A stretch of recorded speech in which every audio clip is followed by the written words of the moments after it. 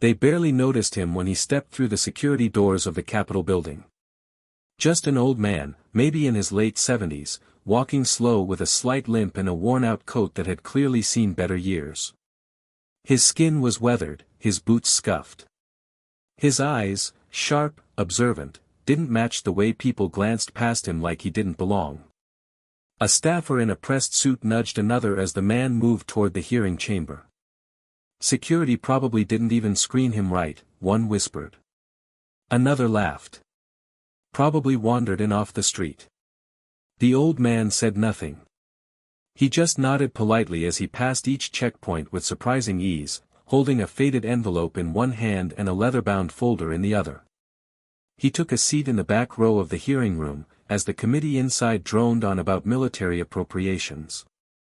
Nobody noticed the insignia embroidered faintly beneath the dust on his lapel. Nobody noticed the metal pin just inside his jacket. Not yet. But all of that would change in minutes. Because someone was about to speak his name. And someone else, someone with 4 stars on their chest, was about to remember exactly who he was. And now we call Mr. Ronald Blake to the stand. The room shifted. Some staffers shuffled their papers. A few senators barely looked up. One even sighed as if this would be another routine testimony, another dry lecture from another concerned citizen. But the old man stood slowly. Ronald Blake walked with measured purpose to the front of the chamber. He didn't rush. He didn't need to. He placed the worn folder gently on the table before him. The silence thickened just slightly as he opened it. A few photos slipped out. Black and white. Grainy. One showed a downed helicopter. Another showed 2 men, one dragging the other across a smoking field. Still, no reaction. Until he spoke. My name is Ronald Blake. Serial number 345-99-8716. Former Master Sergeant, 5th Special Forces Group. I served from 1971 to 1994. A few heads turned now. I was awarded the Medal of Honor in 1976 for actions taken during Operation Firewatch in the Cunner province. My citation is in that folder. Someone in the front row straightened. The staffer who had joked earlier blinked rapidly, suddenly remembering the name. I came here today not for recognition, Blake said calmly. But because what's happening in this room dishonors the men I buried. And I won't let their sacrifices be turned into numbers on a spreadsheet. A low murmur rolled through the room like distant thunder. But then it happened. The rear chamber doors opened, and in stepped General Elias Harwood. 4 stars glinting on his shoulder. And when his eyes met Blake's, he froze. Dead in his tracks. For a moment, the chamber felt like it had stopped breathing. General Elias Harwood, tall, immaculately dressed, respected across all branches, just stood there. His jaw clenched. His eyes locked on Ronald Blake as if he were seeing a ghost. Whispers trickled through the rows. Is that? No way. That's him. Harwood walked forward slowly, eyes never leaving the man at the front of the room. Every step echoed like a drumbeat of recognition. He didn't stop at the committee's table. He didn't pause for permission. He stopped right in front of Blake. Master Sergeant, the general said, voice steady but low with reverence, I didn't think I'd ever see you again. Blake didn't respond with words. He stood. And then, something no one in that room expected to see, General Harwood raised his hand and delivered a crisp, formal salute. The entire chamber fell silent. The sound of the salute snapping into place was louder than the protests, louder than the politics, louder than the doubt that had filled that room minutes before. Blake nodded and returned it, slower, but with just as much precision. Now the silence was thick with something else, realization. All eyes turned. Phones were pulled out. Papers stopped rustling. The staffers in suits who had mocked him now stood frozen, their faces drained of color. The committee chair cleared his throat awkwardly, suddenly aware of how small the room had become. General Harwood, he said, fumbling, do you know this man personally? Harwood's reply was clear and cold. I know him better than most men I've commanded. He's the reason I'm standing here at all. General Harwood turned to the committee, his voice sharper now, as if he was addressing a battlefield rather than a room of politicians. You're questioning defense cuts and wondering where to shift resources, he said, eyes sweeping across their faces. But this man, this forgotten man, you owe more than a chair and 5 minutes of your time. Blake opened the folder, his hands steady. He pulled out a single yellowed page, his Medal of Honor citation, and slid it across the table. One of the aides picked it up hesitantly and began reading silently. His face changed. Meanwhile, Blake continued. Operation Firewatch wasn't classified when it started. But pieces of it vanished over time. Men were lost. Others survived but never came back whole. He reached into the folder again, this time laying down a photograph. It showed a field hospital, a blood-soaked cot, and a much younger General Harwood unconscious on it. Standing over him in combat gear, barely recognizable through the grime and smoke, was Ronald Blake. I carried this man 6 miles through enemy territory with 2 bullets in my leg and no backup. I didn't do it for medals. I did it because soldiers don't leave each other behind. But somewhere along the way, you all left us. The weight of the words fell like steel. Harwood stepped closer. He never filed a single complaint. Never wrote a book. Never cashed in. You talk about patriotism like it's a brand. Blake lived it.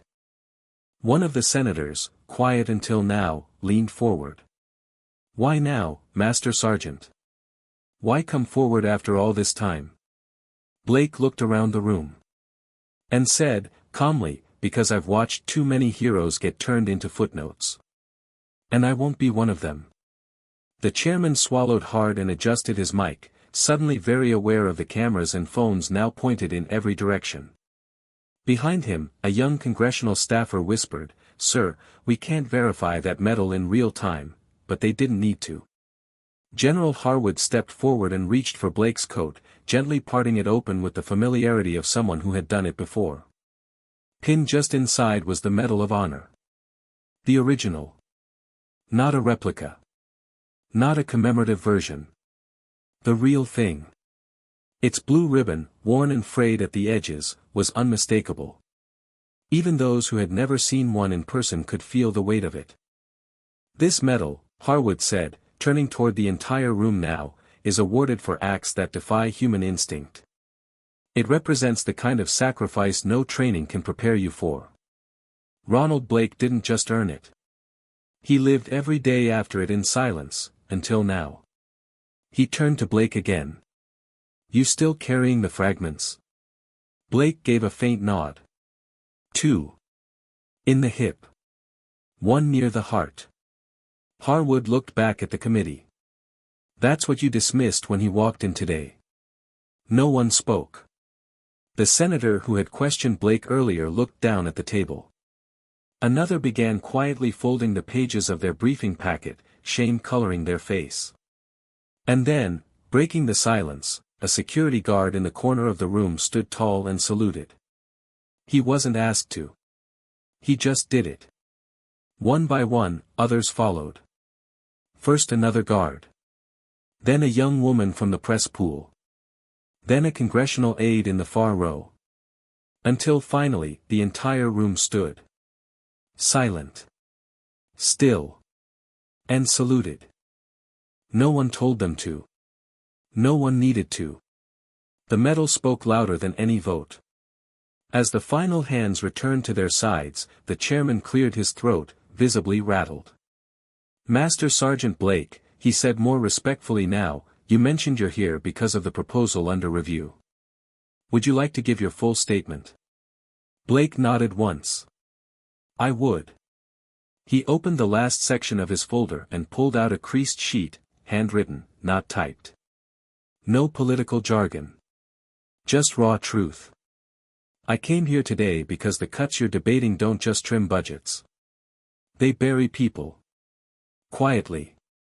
He looked around the room, locking eyes with each senator. You want to slash post-combat mental health programs, reduce funding for veteran housing, and eliminate critical field equipment upgrades. But those aren't numbers. They're names. Faces. Families. He tapped the folder with 2 fingers. I've buried 6 friends who didn't make it past their first year home. Not from enemy fire. But from silence. From shame. From systems that forgot them. A heavy pause. I'm not asking you to make me a symbol. I'm asking you not to create more ghosts. General Harwood added firmly, if you go forward with these cuts, history won't be kind. And neither will the legacy you leave behind. One senator, who had been quiet the entire session, finally spoke. Her voice was soft, but resolute. We were wrong to overlook you, Master Sergeant. And we'd be even more wrong to ignore what you just said. Another followed. I move we table the proposal for immediate review. Full committee vote. Today. There were murmurs of agreement. No objections. The room had shifted.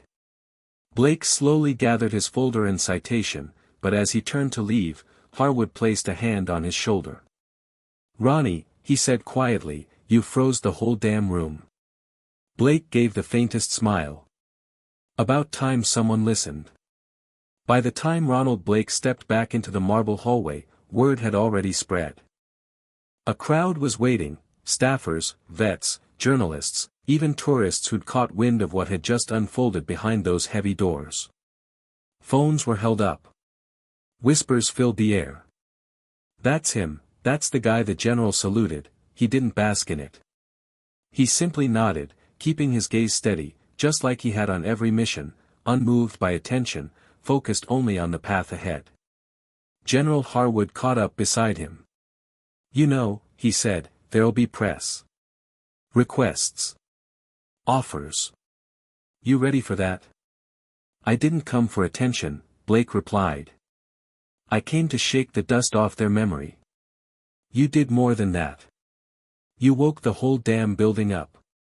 Outside, the sun cut through the clouds as Blake stepped onto the Capitol steps. A young Marine, maybe no older than 19, stood at the bottom. He was at full attention. Sir, the Marine called out, voice cracking just slightly, I read about you in training. They said you were a ghost. Blake met his eyes. Guess I still had something to say. The Marine raised his hand in a perfect salute. This time, Blake returned it slowly, fully. Not because of ceremony, but because this one meant something different. The crowd watched in silence. He walked down the steps, past the sea of onlookers, toward a waiting black sedan sent personally by the general. As the door opened, a reporter shouted from behind the line, Master Sergeant Blake. What now? Blake turned just enough to answer. Now. I go home. And sleep knowing they finally remembered who we are. Back at his small home on the edge of Arlington, Ronald Blake sat alone at the kitchen table, the medal resting in front of him. He hadn't worn it in years. Not because he was ashamed, but because it had never been about that. To him, the real honor had been coming home alive, even if parts of him never truly did. Now the silence in his house felt different. Not empty, but full. Full of the voices that used to call him brother. Full of memories that had been tucked away in dusty footlockers and folded flags. Full of names spoken again by people in power, finally hearing what men like him had carried for decades in silence. A knock came at the door. Blake stood slowly and opened it to find a young woman holding a clipboard. Behind her, a small van bore the emblem of a new initiative, Veterans Forward. Mr. Blake, she said, trying not to sound nervous. We were sent by the Office of Military Affairs. General Harwood said you might not ask for help, so he told us to just show up. Blake smiled faintly. Sounds like him. We're starting a veteran mentorship program. Outreach. Support groups. We were wondering if you'd be willing to speak. Even once. Just share what you did today. He looked past her at the van, at the clean uniforms and young faces looking back at him with something rare, respect earned, not given. Yeah, Blake said, stepping outside and grabbing his coat. I think it's time. As he shut the door behind him, the medal stayed on the table. He didn't need to carry it anymore. Its message had already echoed far louder than he ever thought possible. Weeks passed. And Ronald Blake, the man once ignored in the back of a government chamber, had become something no spotlight could fabricate, a symbol of silent service finally honored. He didn't do interviews. He didn't write a book. But he spoke, quietly, honestly, at military academies, veteran centers, and high schools. Always starting with the same line, I'm not here to impress you. I'm here so you don't forget. At one outreach center, a young vet stood up after his talk. Nervous. Trembling. My squad leader didn't make it, the young man said. They never mentioned his name again after we rotated out. Not once. But you remembered your brothers. That means everything. Blake walked over, placed a hand on the young man's shoulder, and simply said, then say his name. A week later, Blake visited a military base in North Carolina where a new memorial wall had just been unveiled, etched not with medals or battles, but with names of those lost to the silence after the war. Above it, a simple inscription, no longer forgotten. General Harwood stood beside Blake as the ribbon was cut. Cameras flashed. Applause rippled across the ceremony. But Blake's eyes were fixed on one name near the center. Corporal Luis Tex Alvarez, Cunard Province, 1976. He whispered, took long enough, brother. And somewhere deep in the crowd, a former soldier, one who hadn't spoken in years, took off his hat and saluted the wall. Because Ronald Blake hadn't just been heard. He had made the silence speak. Winter rolled in quiet. Ronald Blake sat on his porch beneath a heavy wool blanket, the air crisp, his breath visible in the fading light. A folded American flag rested in a wooden case beside him. Not his, but one he had carried home for someone else. The nation had changed in subtle ways since that day in the hearing chamber. Budgets were adjusted. Memorials expanded. But more importantly, conversations had started. About service. About sacrifice. About the ones who never asked for applause, just remembrance. Blake didn't need recognition. But he'd become the spark that forced a powerful system to look inward. And now, his time was slowing. The limp had worsened. The pain in his side reminded him daily of the fragments still buried deep within him, remnants of a firefight that never really ended. One evening, a knock came at the door. It wasn't a staffer. Or a reporter. It was the young Marine who had once called him a ghost. He stepped onto the porch, holding a folded document. They're naming the new facility after you. The Veterans Forward Center in D.C. Blake let out a soft breath, almost a laugh. I thought ghosts didn't get buildings. You're not a ghost, sir, the Marine replied. You're the reason a lot of us made it back. They sat in silence for a moment, watching the wind roll through the trees. Then Blake said softly, when I'm gone, don't let them forget again. The Marine nodded. We won't. Blake closed his eyes, leaning back in the chair as the sun dipped low. And for the first time in decades, the weight he carried finally lifted. Not because the war was over. But because someone else had picked up the watch. The morning Ronald Blake passed, the flag at the Capitol was lowered to half-staff. Not because of a decree. Not because of ceremony. But because a single four-star general made a call at dawn and said only this, lower it for the man who reminded us who we are. News spread quietly, respectfully. No breaking headlines. No viral frenzy. Just a growing wave of acknowledgement, veterans across the country saluting in silence, homes placing candles in their windows, schools pausing morning announcements to share his name. At Arlington, where Blake had requested a quiet burial beside the men had once carried home, the ceremony was sparse by design. But the crowd wasn't. They came in dress blues, fatigues, and civilian jackets covered in faded unit patches. Helicopter pilots, medics, engineers, infantrymen, men and women from 5 different generations of war. At the front, General Harwood stood beside the Marine who had sat with Blake in his final days. When taps began, no one moved.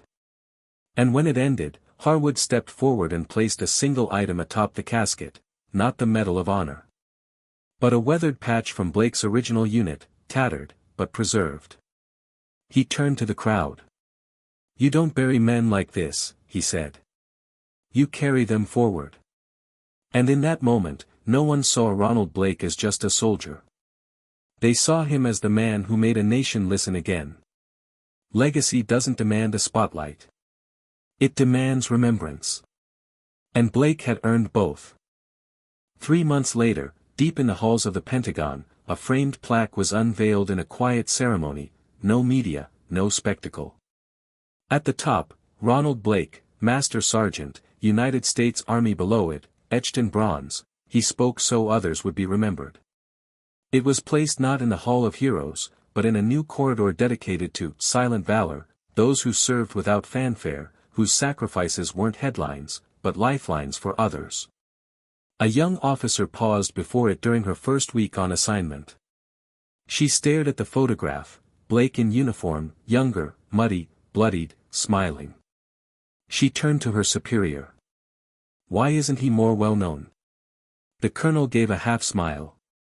"Because the ones worth knowing rarely ask to be." Outside, the Veterans Forward Center, now renamed the Ronald Blake National Center for Veteran Resilience, was buzzing with life. Workshops, counseling, peer groups. A new generation learning how to speak out, how to support one another, how to carry the weight together. And in the lobby, beneath a shadow box holding the original medal and that worn field patch, sat a simple engraved stone, "You remembered us. We'll remember you." Ronald Blake was gone. But the silence? That was over.